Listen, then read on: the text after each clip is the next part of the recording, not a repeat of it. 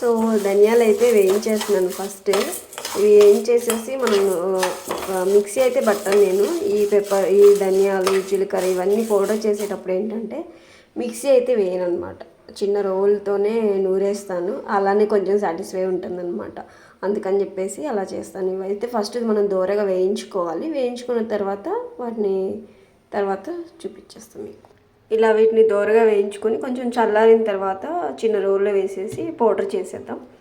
So ఈ రోల్లో వేసేస్తున్నా. ఈ చిన్న రోల్లోనే చేస్తాను అనమాట ఇవన్నీ పౌడర్స్ అన్నీ కూడా.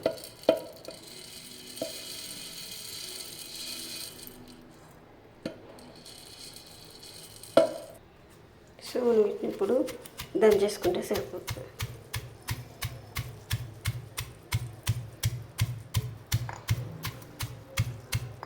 సో చూశారు కదా, ఇంకా ఇలానే దంచేసుకోవడం అనమాట.